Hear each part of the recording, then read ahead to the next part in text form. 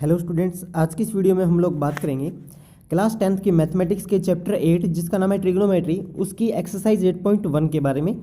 और 8.1 जो है उसके अंदर क्या क्या इंपॉर्टेंट है वो हम आज की इस वीडियो में डिस्कस करेंगे। मैं आपको इस वीडियो के अंदर कुछ क्वेश्चन ऐसे कराऊंगा जो आपको अच्छी तरह समझ में आ जाएंगे, तो आप इस एक्सरसाइज को कम्प्लीटली बिल्कुल ईजिली सोल्व कर पाएंगे और बिल्कुल ईजी मेथड के साथ। ठीक है, तो चलिए स्टार्ट करते हैं। उससे पहले आप इस वाइट बोर्ड पर देखिए, मैं आपको कुछ बता रहा हूँ। देखो, इसके अंदर सबसे पहला जो है ना वो इम्पोर्टेंट जो है वो है पाइथागोरस थ्योरम। ठीक है, पाइथागोरस थ्योरम जो है वो इस पूरे चैप्टर के लिए इम्पोर्टेंट है। सबसे पहले तो मैं आपको बताता हूँ पाइथागोरस थ्योरम होती क्या है। देखो, ये एक राइट एंगल ट्राइंगल पे एप्लीकेबल होती है। ठीक है, ये क्या है, ये है हमारा right angle triangle. Right angle triangle कौन सा होता है? जिसका एक एंगल 90 डिग्री का हो। जैसे ये एंगल है, ये कितने डिग्री का है? 90 डिग्री का है। अब मान लो ये एंगल थीटा है, मान लो ये एंगल थीटा है। थीटा कुछ भी हो सकता है, 30 डिग्री, ठीक है, 40 डिग्री, एनीवेज कुछ भी हो सकता है। तो पाइथागोरस थ्योरम क्या कहती है कि ये जो सबसे बड़ी जो साइड होती है वो होती है हाइपोटेनियस। क्या होती है? हाइपोटेनियस, जिसे बोलते हैं एच। ये जो होता है ये होता है बेस बी। ठीक है, रुको मैं अलग कलर से लिख देता हूँ ताकि आपको समझ में आ जाएगा।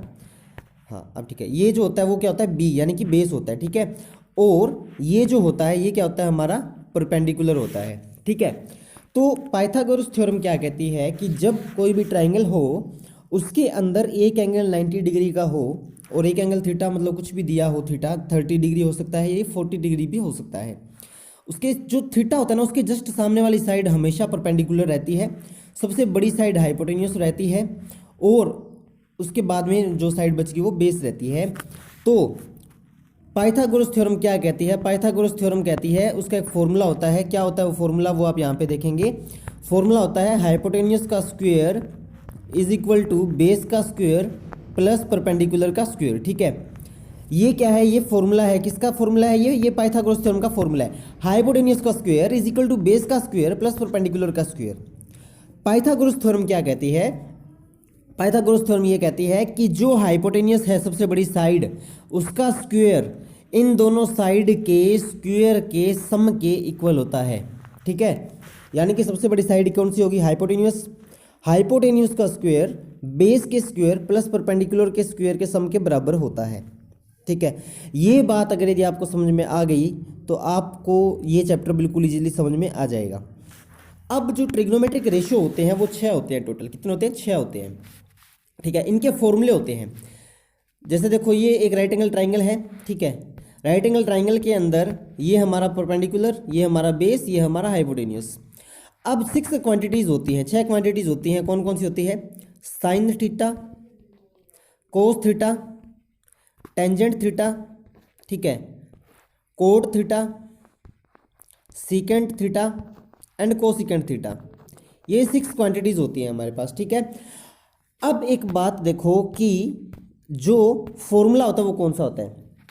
देखो, आप एक ट्रिक याद रखो, पंडित बद्री प्रसाद हर हर बोले, PBP डिवाइड बाय HHD। देखो, साइन थीटा का फॉर्मूला होता है परपेंडिकुलर बाय हाइपोटेन्यूस। ठीक है, कोस थीटा का फॉर्मूला होता है बेस अपॉन में हाइपोटेन्यूस। टेंजेंट थीटा का फॉर्मूला होता है परपेंडिकुलर अपॉन में बेस। ठीक है, कोट थीटा का फॉर्मूला होता है बेस अपॉन में परपेंडिकुलर। सीकेंड थीटा का फॉर्मूला होता है हाइपोटेनियस अपॉन में बेस, एंड कोसिकेंड थीटा का फॉर्मूला होता है हाइपोटेनियस अपॉन में परपेंडिकुलर। देखो, साइन का उल्टा हमेशा कोसेक होगा। साइन क्या है? P/H, कोसेक क्या है? H/P। ये बात आपको याद रखनी है। ठीक है, अब देखो, कोस का उल्टा हमेशा सीकेंड होगा, टेंजेंट का उल्टा हमेशा कोट होगा। अब ये फॉर्मूले कहाँ यूज होंगे? मान लो इन्होंने कह दिया कि साइन थीटा निकालना है आपको, तो आपको पता है कि ये परपेंडिकुलर, ये हाइपोटेनियस है, तो this side divided by this side. ठीक है, ये क्या हो जाएगा? साइन थीटा हो जाएगा। तो इस तरह से जो यूज़ होता है वो ये फॉर्मूले हैं। इनको याद रखने की टेक्निक मैंने आपको बताई दी है। क्या है इनको याद रखने की टेक्निक? इनको याद रखने की टेक्निक है पंडित बद्री प्रसाद हर हर बोले। ठीक है, ये टेक्निक आप याद रखो, ये ट्रिक आप याद रखोगे तो आपको इजीली समझ में आ जाएगा। और अगर आप इसको समझ गए, पाइथागोरस और इस ट्रिक को समझ में गए, तो 8.1 कोई मुश्किल नहीं है आपके लिए। ठीक है, तो क्या याद रखोगे? परपेंडिकुलर बाय, देखो साइन ये होता है, कोस ये होता है, टेंजेंट ये होता है। अब इसका रिवर्स कर दो, कोट ये होता है, सीकेंड ये होता है, और कोसिकेंड ये होता है। ठीक है, तो sine cos ten coat सीकेंड, sine cos ten coat सीकेंड cosecant, ये 6 क्वांटिटी, 6 आइडेंटिटीज हैं जो ट्रिग्नोमेट्री के अंदर यूज होती हैं। ठीक है, अब चलिए बात करते हैं एक्सरसाइज 8.1 के बारे में। देखो ये क्या कहता है, एक्सरसाइज 8.1 क्लास 10 मैथ क्वेश्चन 1, पहला क्वेश्चन क्या कहता है, देखो ये कहता है in a triangle ABC right angle at B. देखो जाहिर सी बात है, इसने कह दिया राइट एंगल एट बी, मतलब ऐसे बनेगा ट्राइंगल ए बी सी, और राइट एंगल एट बी बोला है तो यहाँ पे 90 डिग्री कहाँ होगा, बी एंगल पे होगा। ठीक है, अब इसने कहा है ए बी कितना है 24 है, मतलब ये कितना है 24 है, बी सी कितना है 7 है। इसने कहा है साइन ए निकालो कोस ए निकालो, साइन सी निकालो कोस सी निकालो। अब ध्यान दो, आपके पास बेस है, परपेंडिकुलर है, क्या आपके पास हाइपोटेन्यूस है, नहीं है। सबसे पहले तो आपको ये पता करना पड़ेगा। अब ये पता करने के लिए ट्रिक क्या है हमारे पास, पाइथागोरस थ्योरम। ठीक है, इसको पता करने के लिए हम लोग क्या लगाएंगे, पाइथागोरस थ्योरम लगाएंगे। पाइथागोरस थ्योरम क्या होती है, हाइपोटेन्यूस का स्क्वायर, हाइपोटेन्यूस क्या है AC, तो AC का square is equal to AB का स्क्वायर प्लस BC का स्क्वायर। ठीक है, तो जैसे आप ये लगाओगे तो देखो यहाँ पे जैसे आप ये लगाओगे तो AC का square is equal to AB का स्क्वायर प्लस BC का स्क्वायर।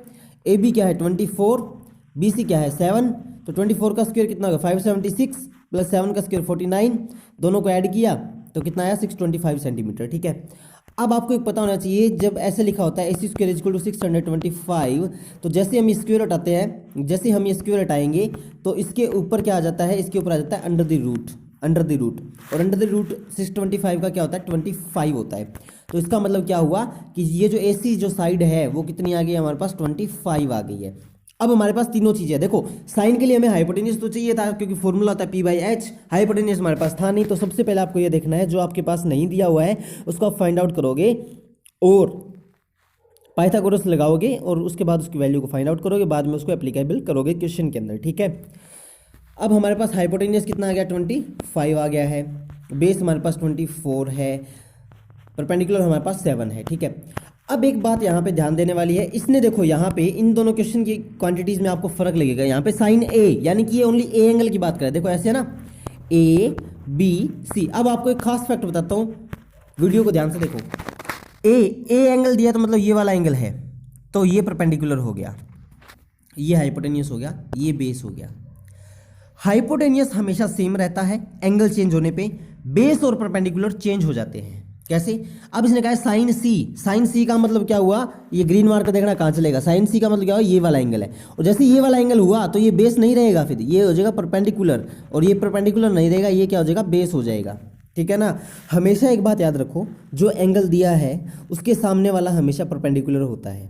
ठीक है, साइड वाला बेस होता है, सबसे बड़ी साइड हाइपोटेन्यूस होती है। ठीक है, तो अब यहाँ पे खास फैक्ट क्या है, फैक्ट ये है कि जब आप C को पकड़ोगे ना तो ये चेंज हो जाएगा, ये B नहीं है फिर P हो जाएगा, यानी कि ये परपेंडिकुलर हो जाएगा, और जब आप A को पकड़ोगे ना तो ये P नहीं ये B हो जाएगा। ठीक है ना, तो ये बात आपको याद रखनी है। अब चलिए स्टार्ट करते हैं। सबसे पहले इसने कहा साइन A फाइंड आउट करो, आपको फॉर्मूला पता है sine A is equal to P/H, perpendicular upon में हाइपोटेन्यूस। अब परपेंडिकुलर क्या है 7 यानी कि BC, और हाइपोटेन्यूस क्या है, ये आया था हमारा 25, तो हाइपोटेन्यूस होगा 25, तो साइन A की वैल्यू आ गई 7/25। बात करें हम कोस A की, कोस की वैल्यू क्या होती है, बेस अपॉन में हाइपोटेन्यूस, बेस क्या है ये वाला बेस है, हाइपोटेन्यूस ये वाला है, तो AB/AC इज इक्वल टू 24/25। ठीक है, ऐसे आपको बोर्ड एग्जाम के अंदर लिखना है। अब साइन सी बोला तो मतलब एंगल अब ये वाला हो गया, और ये वाला होते ही ये जो है ना ये बेस नहीं रहेगा, ये परपेंडिकुलर बन जाएगा, ये बेस बन जाएगा और ये हाइपोटेन्यूस बन जाएगा। अब देखो साइन C क्या होता है P/H, P क्या है परपेंडिकुलर 24, H ये हमारा कितना आया था 25, तो ये हो गया। ठीक है, ये क्या हो गया हमारा 25 हो गया। कोस C, अब कोस का मतलब क्या होता है बेस अपॉन में हाइपोटेन्यूस। अब बेस हमारा क्या है BC, अब ये बेस ये है ना BC है, तो 7 बाई में AC की वैल्यू कितनी 25। अब आपने एक बात देखी, AC हमेशा सेम रहता है चाहे एंगल चेंज हुआ, देखो यहाँ पे C था, ठीक है, यहाँ पे C था तब भी ये 25 सेम रहा, यहाँ पे A है तब भी ये AC 25 ही रहा। ठीक है ना, तो मतलब हाइपोटेन्यूस हमेशा सेम रहता है, एंगल चेंज करेंगे तो बेस और परपेंडिकुलर हमेशा चेंज हो जाते हैं। ये बात आपको समझ में आ गई। ठीक है, चलिए नेक्स्ट क्वेश्चन देखते हैं। नेक्स्ट क्वेश्चन क्या कहता है, ये कहता है कि find tangent P minus cot R, tangent P minus cot R को आपको फाइंड आउट करना है। अब एक बात देखो, इसने कहा टेंजेंट P, ये मतलब एक बार तो आप P एंगल लो, एक बार आप R एंगल लो। अब एक बात देखो, आपको टेंजेंट और कोट जब फाइंड आउट करना है तो आपको तीन, देखो कोई भी चीज़ आपको फाइंड आउट करनी है ना, आपको तीनों चीज़ें पता होनी चाहिए। कौन कौन सी? Perpendicular, base, hypotenuse. यहाँ पे परपेंडिकुलर हमें पता है, जैसे पिछले क्वेश्चन में परपेंडिकुलर और बेस पता था, हाइपोटेन्यूस नहीं पता था। यहाँ पे परपेंडिकुलर और हाइपोटेन्यूस पता है, बेस नहीं पता है हमें, ठीक है। तो इस बेस को आप फाइंड आउट करोगे, कैसे फाइंड आउट करोगे? बाय पाइथागोरस, ठीक है। पाइथागोरस से आप इसको फाइंड आउट करोगे। पाइथागोरस क्या होगी? देखो पाइथागोरस क्या होती है? हाइपोटेन्यूस का square is equal to base का स्क्वायर प्लस परपेंडिकुलर का स्क्वायर। अब हाइपोटेन्यूस है पी आर, तो पी आर का square is equal to P Q का स्क्वायर प्लस क्यू आर का स्क्वायर। अब आपके पास पी आर की वैल्यू है, पी क्यू की वैल्यू है, तो इसकी वैल्यू आ जाएगी कैसे? यहाँ पे पुट करो, ठीक है। पुट करने के बाद में ये उधर जाके माइनस का हो जाएगा, तो 13 का स्क्वायर हो गया 169 माइनस 12 का स्क्वायर हो गया 144। इसको आप करोगे तो आंसर आएगा 25। और अब देखो यहाँ पे स्क्वायर है, जब हम स्क्वायर हटाएंगे तो इसका हो जाएगा अंडर द रूट, रूट होते क्यू आर की वैल्यू आ गई 5, मतलब ये आ गया 5। अब ये 5 है, मतलब अब आपके पास तीनों क्वांटिटीज आ चुकी हैं, परपेंडिकुलर की भी आ चुकी है, हाइपोटेन्यूस की भी आ चुकी है और बेस की भी आ चुकी है, ठीक है ना। अब आपको निकालना क्या है? टेंजेंट पी और कोट आर निकालना है, ठीक है। टेंजेंट पी की वैल्यू क्या है? टेंजेंट पी, टेंजेंट क्या होता है? याद करो formula, P B P divide by H H B, ठीक है। एच एच बी, एक minute, P B P divide by H H B. अब देखो टेंजेंट का फॉर्मूला क्या है? Perpendicular by base. तो परपेंडिकुलर बाय बेस, परपेंडिकुलर क्या है? अब देखो जब P की बात हो रही है तो ये परपेंडिकुलर है और ये बेस है और ये हाइपोटेन्यूस है, ठीक है ना। जब R की बात होगी तो ये परपेंडिकुलर होगा, ये बेस होगा और ये हाइपोटेन्यूस होगा। हाइपोटेन्यूस ऑलवेज स्मॉल, ठीक है, हाइपोटेन्यूस ऑलवेज सेम, ठीक है। अब टेंजेंट P यानी कि P बाय B, ठीक है। अब P बाय B यानी कि परपेंडिकुलर क्या है? QR, बेस क्या है? PQ। तो जब हम QR बाय PQ करेंगे तो आंसर क्या आएगा? 5/12, ठीक है। 5/12 कैसे? QR की वैल्यू क्या है? 5 है, ठीक है। PQ की वैल्यू क्या है? 12 है, तो 5/12 क्या हो गया? टेंजेंट P हो गया, ठीक है। बात करते हैं कोट R की। कोट R की वैल्यू, जब R हमने एंगल लिया तो ये परपेंडिकुलर हो गया, ये हमारा बेस हो गया और ये हमारा हाइपोटेन्यूस रहा, ठीक है। जब हमने PR लिया, कोट क्या होता है? कोट होता है टेंजेंट का जस्ट उल्टा। टेंजेंट था P बाय B, कोट होगा B बाय P, ठीक है, B बाय P। अब देखो टेंजेंट के उल्टा कोट हो गया, तो कोट क्या होगा? B bye P। B क्या है? बेस क्या है? QR। P क्या है? PQ, ठीक है। तो परपेंडिकुलर यानी कि PQ है, तो QR की वैल्यू हमारे पास 5 आई थी, तो 5/12। अब इसने पूछा क्या है? हमने दो चीज़ें पूरी कर ली। देखो सबसे पहले हमें ये पता होना चाहिए ना, अब मैंने कहा कि x माइनस वाई करो, अब आपको पता होना चाहिए x की वैल्यू क्या है, y की वैल्यू क्या है। इसी तरह से टेंजेंट P की वैल्यू और कोट R की वैल्यू आपको पता होगी, तभी तो आप इस क्वेश्चन को सोल्व कर पाओगे ना। तो अब आपके पास ये दोनों वैल्यूज आ गई, अब आप इनको माइनस कर दो, आंसर क्या आया? 0। बस हो गया क्वेश्चन, बिल्कुल इजी सा क्वेश्चन था, ठीक है। ट्रिग्नोमेट्री चैप्टर मुश्किल नहीं है, बट इसको जिसने प्रैक्टिस कर ली अच्छे से और ये फंडा समझ गया ना कि साइन कोस टेन क्या होते हैं, परपेंडिकुलर क्या है, बेस क्या है, एंगल चेंज हो गया तो क्या चेंज होगा, वो कभी भी इस चैप्टर के अंदर मार नहीं खाएगा, ठीक है ना। अदरवाइज ये चैप्टर आपको ऐसा उलझा के रख देगा, आपको समझ में ही नहीं आएगा कि हो क्या रहा है। और जिसको ये समझ में आ गया ना, वो इसका एक्सपर्ट बन जाएगा, ठीक है। आप यूँ कह सकते हो जादूगर बन जाएगा इस चैप्टर का। नेक्स्ट क्वेश्चन देखते हैं। इसने कहा है कि साइन ए क्या है? 3/4 है। अब इसे साइन ए दे दिया, ऑलरेडी इसने दे दिया कि साइन ए 3/4 है, तो इसका मतलब आप समझ जाओ, क्या समझोगे इसका मतलब? आप समझो कि P/H, साइन क्या होता है? P/H मतलब परपेंडिकुलर 3 है और हाइपोटेन्यूस 4 है, ठीक है ना। अब ये क्या कहता है? Calculate cos A and tan A, cos A और टेन ए को आपको फाइंड आउट करना है। अब इसने क्या कहा है? अंडर द फ्रैक्शन है, फ्रैक्शन है तो हम उसको के लेंगे, के 3K और 4K, ठीक है। फ्रैक्शन है तो हम उसको के लेंगे, तो 3K 4K, ये परपेंडिकुलर हो गया, ये हमारा हाइपोटेन्यूस हो गया। अब इसने कहा है कि आपको फाइंड आउट क्या करना है। सबसे पहले आपको क्या फाइंड आउट करना है? सबसे पहले आपको फाइंड आउट करना है ये वाला, क्या? बेस। क्या फाइंड आउट करना है? बेस, क्योंकि ये ए एंगल की बात करें तो ये हमारा परपेंडिकुलर हो गया, ये हमारा बेस हो गया, ये हमारा हाइपोटेन्यूस होगा।